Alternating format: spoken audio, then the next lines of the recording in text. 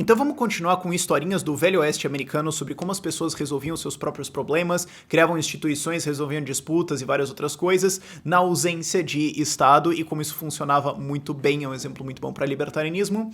Nesse vídeo vamos conversar sobre a criação e movimentação de gado.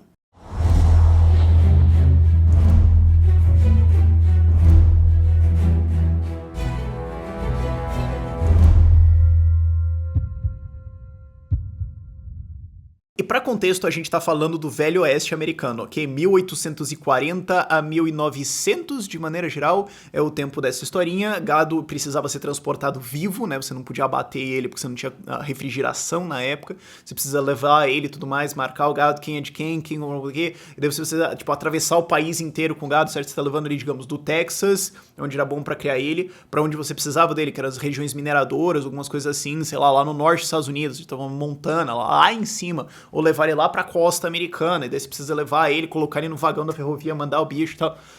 Complicado aí dar um rolê, tem um monte de espaços pra você, tem vários conflitos, e a gente tem várias historinhas aqui de como a gente resolveu isso, historinhas de alguns empreendedores, de como funcionava a marcação de gado e tudo mais, são umas coisas legais. E a gente começa aqui com o período pós-guerra civil, porque durante a guerra civil, muita gente que era cowboy e tal, cuidava de gado, etc, bom, você sabe andar de cavalo, você sabe atirar, etc, você sabe laçar, vai lutar na guerra, e daí tinha menos gente pra cuidar do gado, muito gado foi abandonado, virou feral, né, volta a ser selvagem, isso é o termo, silvestre, puta merda. Enfim, volta a ser selvagem e tá largado lá, e daí, bom, precisa pegar de volta, né? Depois da Guerra Civil, precisa catar o gado, despachar e tudo mais. Só que daí todo o gado de todo mundo se misturou, certo? Pra contexto também, naquela época você não tinha arame farpado, cercas, etc, não era tanto isso. Você só criava o gado solto e usava os cowboys pra ficar tentando engavetar o gado, pra ele não fugir demais. Só que aí depois de uns anos, tal, tudo misturou, você fala, putz, mas que droga, o que a gente faz? O que foi feito, como é que foi o arranjo encontrado? Aí você chegava e falava, bom, eu quero comprar aí 300 cabeças de gado. Aí você contratava alguém que ia lá pegar as cabeças de gado. Os caras iam pegar lá 300 cabeças, traziam pra você e anotavam as marcações de gado. Não, o que tem marcação aqui, como é que tá, de quem que é quem isso aqui. E uma vez por ano se reuniam todos os criadores de gado que eram donos daquilo, misturou tudo, mas a gente ainda tem as marcações e quem coletava esse gado e vendia pra outros e depois então ia se acertar com os donos, falando, ó, peguei aqui 35 do teu, 45 daqui, tá pago aqui, tal, tá acertado. Então você tinha meio que um negócio meio a prazo, digamos assim. E por que isso acontecia? Porque não valia a pena muito o custo todo de você falar, não, então vamos separar todo o gado, vamos pegar tudo, olhar cada um deles e separar e regular. Isso é muito caro, é muito mais barato você fazer esse sistema. E esse é o tipo de coisa que as pessoas precisam entender, especialmente assim, galera que defende políticas públicas, tal, intervenções assim, entender? Que você... É muito melhor você cair no sistema que é muito mais barato o custo de transação, porque assim, não, mas a gente tem que separar o gado e tudo mais, mas é mais caro fazer isso. Então você pode ir na solução mais barata. Instituições de proteção e reverificação de propriedade e de defesa e tudo mais tendem a ter um custo menor do que o custo de você deixar isso solto. Então a gente tem uma perda aqui. Tá, às vezes ter essa perda é melhor do que todo o custo para fazer um sistema perfeito que a gente não precisa agora. Então existe muito ímpeto em reguladores e pessoas que defendem regulações de querer criar um sistema perfeito, quando às vezes não é melhor você fazer isso. Às vezes fazer sistema perfeito é muito mais caro do que fazer um sistema que tem os seus errinhos e tudo mais, mas é super barato de rodar, que é o que você tinha. Aí você fala, mas Rafael, mas por que as pessoas que catavam o gado e tal, e vendiam, depois iam acertar com os criadores de gado? Porque eles podiam simplesmente não fazer isso, ou vazar, ou calotear tudo e tudo mais. E aí vem a coisa, que é uma resposta que é muito importante para você entender o que é o centro da proposta libertária de como a gente espera que o libertarianismo funcione. Cultura e morais. Não, você não faz isso de pegar gado aqui e tal, e depois não pagar as pessoas. Não se faz isso. Culturalmente, você mantém a sua palavra, você tinha um baixo número de participantes, você dependia muito de reputação, e ser conhecido como o cara que fica catando gado dos outros e não paga de quem é o dono, não é uma coisa muito boa pra você. Você tem um sistema de reputação em cima aí, e culturalmente isso vai ser mal visto se você fizer isso, então você quer acertar as coisas com as outras pessoas. Isso é uma coisa que as pessoas esquecem muito, assim, por isso que eu tenho essa conjectura de que libertarianismo é muito mais fácil de entender numa população mais de interior, porque assim, cara, é cultura, moral e reputação. E quem tem uma vivência assim de cidades de menos de 20 mil habitantes sabe o quão pesado isso é. Você não vai sair fazendo palhaçada com os outros e falar, não, Não, você vai se fuder, meu irmão, não tem. E você consegue continuar fazendo isso funcionar em altas populações, em grandes números de pessoas onde você não conhece todo mundo, mantendo os sistemas de reputação, de rating, como por exemplo o Mercado Livre da vida, né, que tem uma avaliação do vendedor lá, isso é importante. Então você conseguia ter esse sistema onde se eu só te apresentasse o caso, você imaginaria que a galera só ia pegar o gado e sair correndo, mas não, funcionava muito bem, porque você tem esse apreço cultural e você tem essa sociedade de reputação, e isso é uma das ideias de como você faria libertarianismo funcionar.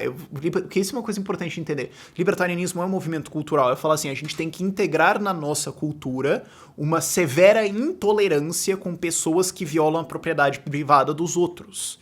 Isso é basicamente assim a metodologia libertária de como chegar num capistão, digamos assim.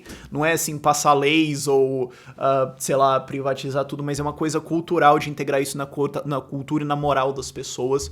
Você consegue fazer esse tipo de sistema funcionar e também tem outros sistemas tecnológicos em cima disso que ajudam isso a funcionar como sistemas de rating. E um caso que aconteceu no Texas e estados próximos é que conforme a população foi subindo, o número de jogadores subiu e isso dificulta um pouquinho do sistema de reputação, os estados começaram a codificar em lei o sistema vigente, para falar, não, ó, o número tá subindo, tá meio complicado aqui, vamos colocar isso em lei. E existe uma galera que defende, assim, regulação eficiente e tudo mais, que é a favor disso. Não, ó, se o Estado vai codificar e regulamentar a coisa, faz o seguinte, ele codifica o que já é a regra, porque daí o que ele tá simplesmente colocando é uma legitimidade maior na coisa. Bom, primeiro que isso não faz sentido porque a legitimidade vem de o que as pessoas percebem disso. Então, não tem muito assim, às vezes até, se você pensar no contexto brasileiro, o Estado regular deslegitima a coisa que você fala, agora que os políticos se meteram nisso, né? Agora vai ficar bom pra uma certa galera, você tem esse problema também.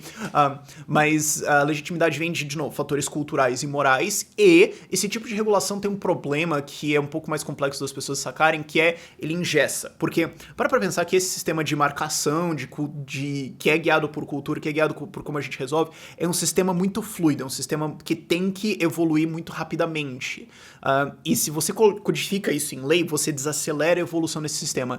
Isso é um argumento que o Butler Sheffer faz num livro chamado Boundaries of Order, que ele fala de que, vai estar lá na descrição também, que ele fala de como, não só esquecendo assim um pouco o aspecto antiético do Estado, ele é muito mais lento em ele é muito mais lento em modificar suas instituições, em adaptar a regulação e leis, etc, às necessidades, então ele vai sempre responder de uma maneira muito inferior ao que é você deixar as pessoas criarem suas próprias organizações.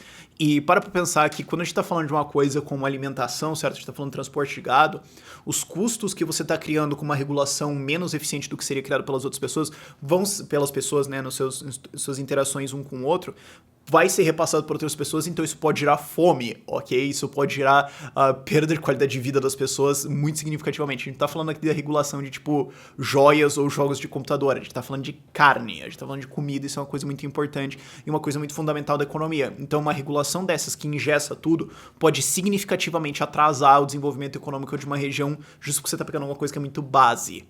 E também, como a gente vai ver lá mais na frente, você pode falar, mas daí o número de jogadores subiu, então eles não conseguiram resolver. Não, tem casos onde isso é resolvido, a gente tem estudos de casos legais e, de novo, é o que eu falei lá atrás, um sistema de rating. Se tem mais jogadores, tá bom, então a gente tem agora uma demanda para evoluir esse sistema, então vamos colocando coisas novas e assim que uma funciona a gente adapta, todo mundo copia, porque por que você usaria um sistema pior quando tem o melhor? Mas vamos conversar de um cara também chamado Nelson Story. Foi um empreendedor que fez uma grande levada de gado do Texas até lá no norte, lá perto da fronteira do Canadá, porque ele já tinha sido um minerador nessa região, ele sacava quais eram as necessidades, precisa trazer comida aqui e tal, né, porque o negócio cansa e tudo mais, e mineração dá dinheiro, mas também vender gado pros caras dá dinheiro. Então seria legal levar gado do sul pro norte, porque ninguém faz isso, e daí o preço do gado é muito caro lá, mas eu sei que no sul o preço do gado é muito barato, então se eu conseguir levar uma grande quantidade de gado do sul pro norte, eu posso ganhar uma puta grana com isso. O que é uma lição também a visão de escola austríaca sobre empreendedores. A visão assim, bem Israel Kirzner mesmo. O empreendedor é um cara num constante estado de alerta, ele tá constantemente olhando, pensando, Pera, quanto isso custa? Quanto custa pra trazer isso aqui? Quanto custa fazer isso aqui? Não, mas isso aqui, vocês estão fazendo como? Ele tá tentando entender e encontrar um espaço entre quanto custa, quanto estão dispostos a pagar e quanto custa fazer e fechar esse espaço de alguma forma. E quando ele encontra a tendência, né? Quando ele encontra coisas mais eficientes do que ele tá fazendo, vai se deslocar para isso. Então, se alguma coisa aqui tem um retorno de capital investido de 10 ou 20% e eu encontro uma que tem 80%, eu paro de fazer isso aqui, tiro o capital daqui e coloco lá. Você fala, mas uma coisa vai sofrer. Mas o fato de que você tá indo pra uma coisa mais lucrativa, e o fato dela ser lucrativa, né, melhor dizendo até, dela ser mais lucrativa que o outro, mostra que isso aqui tá em muito mais demanda do que isso aqui. Então o empreendedor é o cara que tá levando capital de coisas menos eficientes, menos demandadas ou mais saturadas para coisas mercados menos saturados e coisas que são mais demandadas para tentar por falta de uma palavra melhor, reequilibrar isso. É que equilíbrio dá a sensação de que existe um equilíbrio final, de que um dia assim tudo vai ser resolvido, a gente fala pra lá, tipo, não, agora fechou, é só tomar cachaça e ouvir sertanejo aqui, não tem mais o que fazer. Não, isso nunca vai acontecer, mas você sempre vai ter alguma coisa nova, alguém vai sempre inventar alguma reclamação nova, mas enfim, esse cara foi um empreendedor nesse sentido. Ele era um minerador lá no norte, inclusive se deu muito bem com algumas jazidas que ele encontrou, ganhou lá seus 30 mil dólares, o que na época era uma puta de uma grana, se você corrigir pra hoje dá mais ou menos $500 mil, desceu pro sul, comprou 10.000 cabeças, comprou 1.000 cabeças de gado a $10 cada, para $10 mil no total, contratou cowboys, comprou aqueles carros, né, aqueles vagões, que era um outro nome em inglês que é usado, que quase traduz pra carro, mas enfim, comprou vagões, comprou tudo, suprimentos, não é? E fez uma puta boiada lá do Texas, lá pro norte dos Estados Unidos, que era uma coisa bem desbravadora, bem arriscada, porque no meio você tinha um monte de tribos indígenas que podem querer te matar, você tem, mesmo se você não tivesse, você tem puramente atravessar os Estados Unidos inteiro com 1.000 cabeças de gado e cowboys armados e uma galera que já é uma treta significativa e conseguiu fazer isso. E ganhou uma puta grana com isso. Os dados do livro são um pouco estimativas assim, mas a diferença entre o preço de cabeça de gado no norte e no sul era de $20 para $10. Então, $10 de diferença. Custo no Texas, $10 por cabeça. Custo de transporte, $1 por cabeça. Lucro total, $9 na operação, 80% de lucro. Caramba! E o cara foi o primeiro. Então, o que acontece? Logo atrás dele foram vários outros que começaram a fazer essas boiadas, começaram a fazer essas grandes levadas e foram refinando as coisas, baixando custos e tudo mais. Mas você vê um cara que tá sacando oportunidade e fazendo isso. Só que daí o que você precisa fazer é que você precisa fazer resolução de conflitos. Porque daí o que você tá fazendo é levando 1.000 cabeças de gado e um monte de cowboy armado, um monte de carro, no meio de um monte de indígenas, mas você precisa resolver uma porrada de treta aí. Quem que vai ser pago? Quanto? Como é que vai ser? De quem que é o gado? Porque imagina assim você tentar resolver isso assim, você fala, cara, é o seguinte, eu vou pegar um gado teu aqui no Texas, eu vou levar pro outro lado do país e quando chegar lá eu vendo lá e volto e te pago. Não, então o que ele teve que fazer? Comprar ele mesmo. Então você tem quem que vai assumir o risco e você acaba demonstrando, né? Isso acaba demonstrando aquela expectativa de que a tendência, né? Porque você vai ter pessoas cometendo erros no meio do caminho, mas a tendência é que quem tem maior risco tende a capturar a maior parte dos lucros, que é o que aconteceu com o cara. Ele tem o maior risco de levar uma puta grana lá, comprar um monte de coisa, levar lá e acaba capturando a maior parte do lucro. Então, compra aqui, vende lá e faz acertos com os cowboys. Não, a gente vai pagar salário, mas e se você resolver ir embora no meio do negócio, certo? Porque daí eu vou ficar na mão aqui. Ou se você tá, tipo, no meio do negócio e fala, não, então agora eu quero ganhar 25 vezes mais, ou você, tipo, vai ficar aqui sozinho e se fudeu. Então você tem que fechar contratos e tudo mais, e o cara conseguiu ir fazendo isso, teve muito sucesso.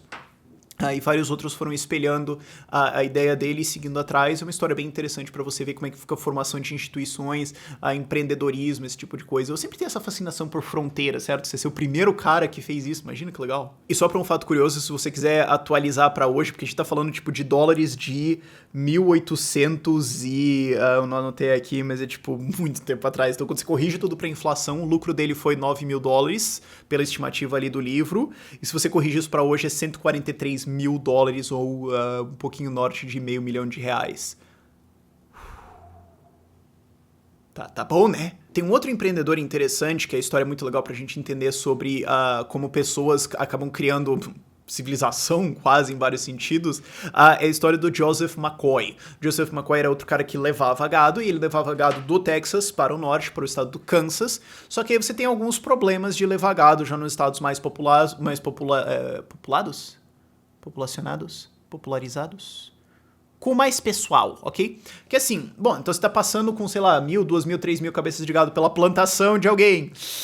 pode dar uma treta, como é que a gente vai fazer isso, tal, você precisa fazer acordos prévios, então você precisa ver custos, onde que vale a pena, se vale a pena desviar e tudo mais, e é meio com esse processo que você conseguiria a construção de estradas também, mas você precisa resolver esses conflitos, e um outro conflito que ele precisava resolver era o fato que o gado carregava doenças. Gado no Texas tem uma doença lá que o nome, eu não vou nem quem se importa honestamente, mas acho que era febre esplênica, ou splenic fever, alguma coisa assim, mas quem se importa, honestamente.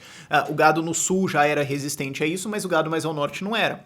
Então você passar o seu gado por uma cidade cria uma externalidade negativa, para usar o termo economista aí, de eu tô passando doença pro seu gado, então eu passar aqui faz o seu gado morrer. Então eu tô externalizando um custo para você que não tem como você fazer com que eu pague. Então você precisaria, teoricamente, da intervenção estatal para taxar um e fazer pagar o outro para regular isso, certo? Completamente errado. O que acontecia era, você também retém um outro direito que tem uma galera às vezes que parece que não gosta, que é o direito de você excluir não se associar. A cidade falar, olha, escuta, você não vai passar com o gado aqui não. Por quê? Porque você vai passar com esse gado aqui vai morrer todo nosso, vai te catar. Então você precisava encontrar as rotas que não tinham gado, ou pagar os caras, ou tentar encontrar um jeito de acordar a coisa.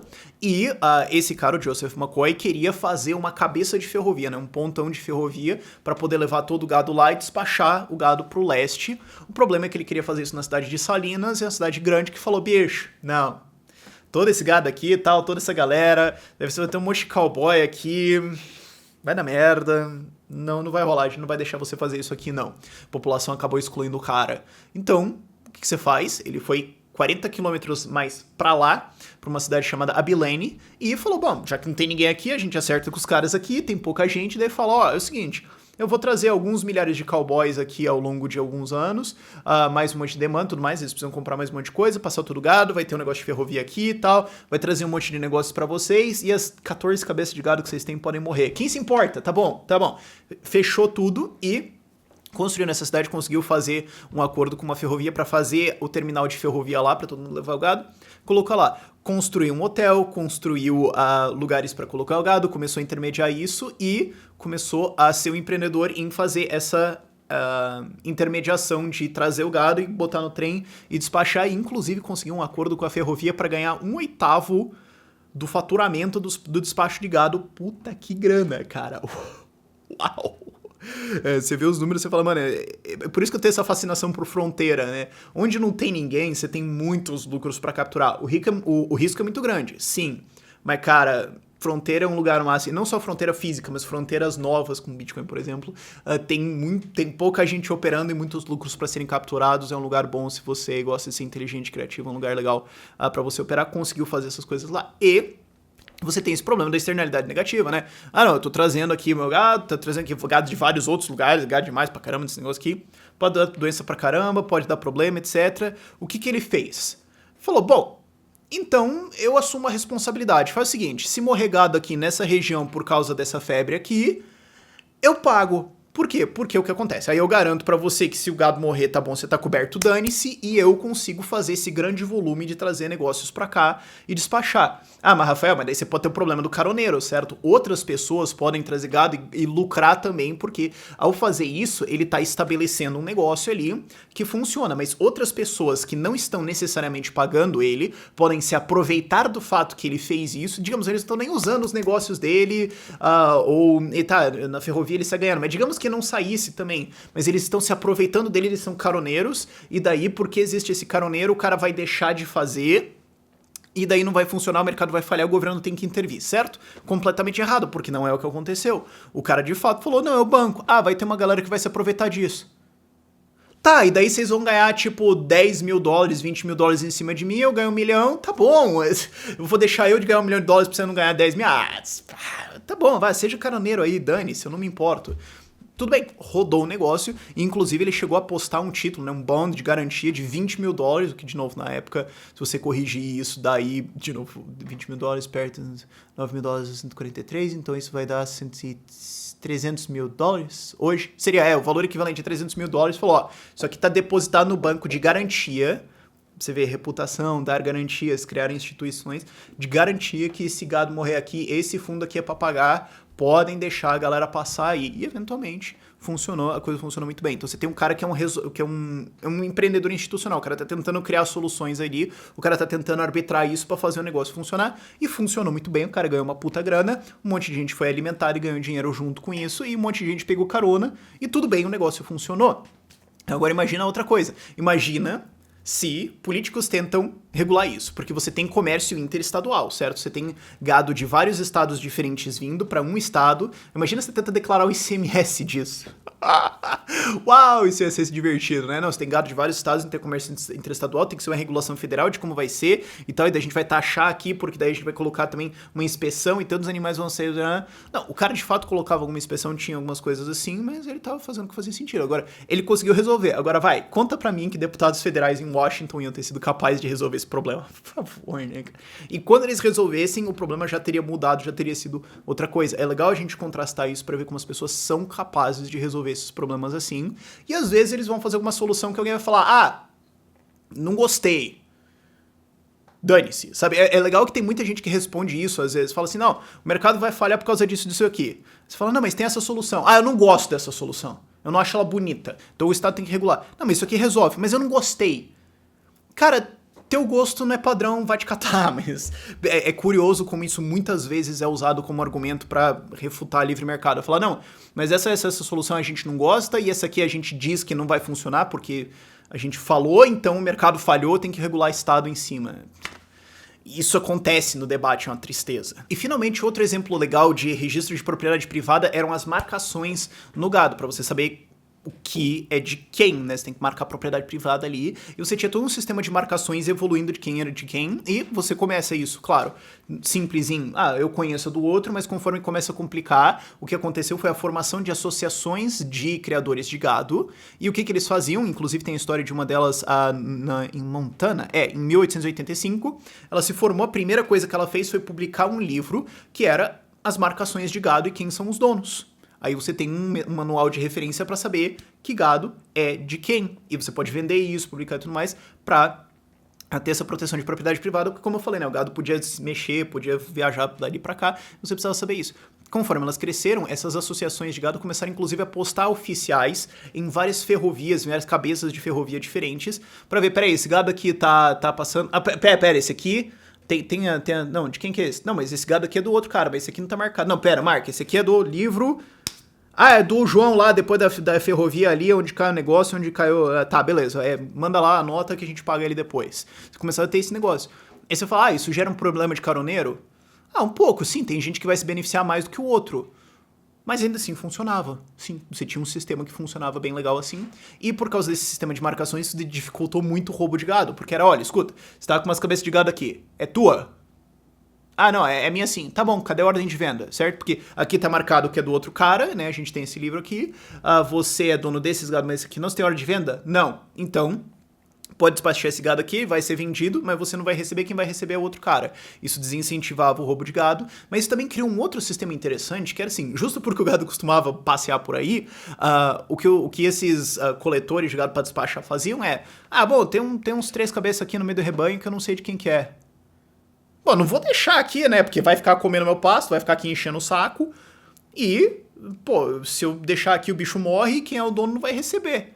Eu vou despachar. Por quê? Porque eu gostaria que se o meu gado fugiu pra outra propriedade, que o cara fizesse a mesma coisa por mim, né? Então, você tem um jogo que é jogado várias vezes, então você quer ter aquela reputação do cara que viu uns outros cabeças de gado, despachou lá pro outro cara receber. E despachava, chegava na cabeça de ferrovia, via, não, tá bom. E o outro cara recebia.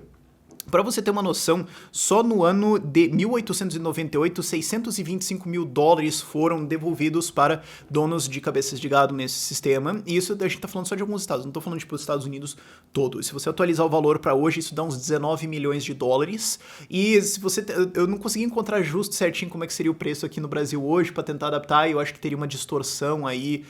Eu não sou tão manjador nesse negócio aí, mas a minha estimativa bem ampla é que isso daria entre mais ou menos 10 e 100 mil cabeças de gado em um ano que tiveram um pagamento a um dono original feito nesse sistema em 1898 e não tinha peso estatal em cima disso.